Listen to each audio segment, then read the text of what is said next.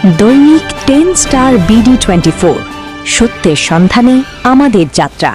আমাদের পানি উন্নয়ন বোর্ড এবং জেলা প্রশাসনের তত্ত্বাবধানে আপনার রাজশাহী শহর রক্ষা বাঁধ এলাকায় অবৈধ দখলদার উচ্ছেদ কাজ বাস্তবায়ন করা হচ্ছে। রাজশাহী শহর রক্ষা বাঁধ একটি অত্যন্ত জনগুরুত্বপূর্ণ সরকারি স্থাপনা, যে স্থাপনার উপর অবৈধ দখলদার যারা বসবাস করছেন তাদেরকে আমরা প্রথমে নোটিশের মাধ্যমে সরে যেতে বলেছি এবং যারা এখন পর্যন্ত সরে যায়নি এবং যারা স্থায়ী স্থাপনা নির্মাণ করে আছে তাদের আমরা পর্যায়ক্রমে উচ্ছেদ করব। বর্তমানে আমাদের কেশবপুর এরিয়াতে উচ্ছেদ কার্যক্রম চলছে।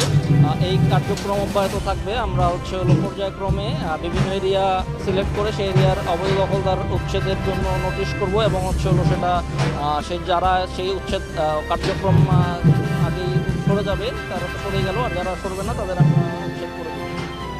শুধু সরকারি স্থাপনা, শুধু রাজশাহী শহর রক্ষা বাদী না, রাজশাহী জেলায় পানি উন্নয়ন বোর্ড এবং যে সরকারি স্থাপনাগুলোর আশপাশে যেগুলো অবৈধ দখলদার আছে সেই দখলদারকে আমরা পর্যায়ক্রমে উচ্ছেদ কার্যক্রম বাস্তবায়ন করব।